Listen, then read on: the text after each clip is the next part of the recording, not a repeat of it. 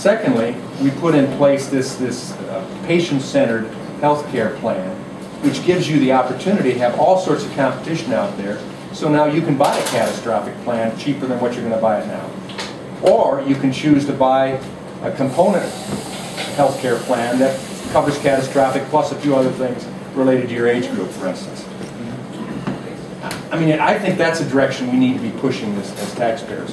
A lady told me yesterday, and I said, this is a great term as long as people understand it. The expression is, we don't mind the safety net as long as it doesn't become a hammock. And there's a lot to be said about that concept. I don't want to say that everybody who takes a safety net and the downturn continues, that they're now in a hammock.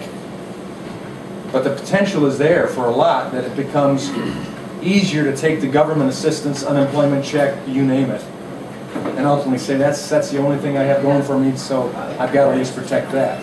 And it becomes a hammock.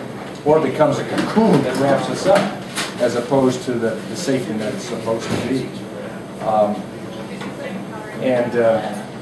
So I guess the mindset I'm pushing is, Americans, we have to be willing in the next number of years to say, I'm willing to take the pain in order to get the gain down the road.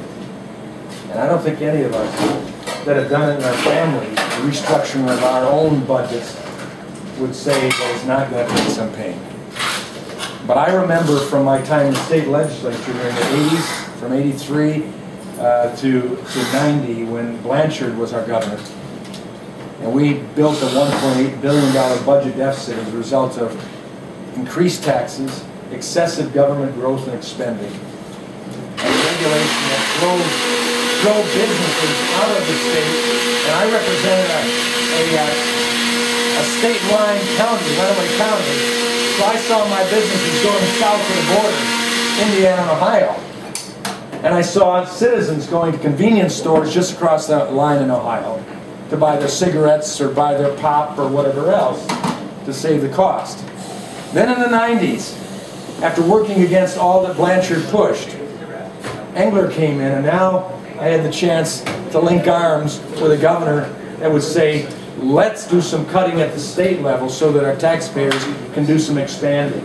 And you remember what happened? About 4 years of pain, of reducing the size of government, of cutting programs, of putting workfare in place of much of welfare, of cutting taxes 26 times, and I know that because I co-sponsored all 26 of those tax cuts, including Proposal A. We saw our economy turn around, and not only did I leave in 1999 term limited with a budget that was stabilized and $1 billion rainy day fund and a surplus and a AAA bond rating and businesses coming back to the state, but the U.S. government looking at us and saying, you're an example for how you deal with welfare. That happened in 4 years. And it was painful. But it produced a growing economy. And then we got fat and sassy again, and the legislature decided, we got all this money, let's spend it. And oh, by the way, we're term limited, so we got to go for our next job. So I got to buy my job in the state senate or wherever. And here we are again, with a governor that said, we can spend our way out of a problem.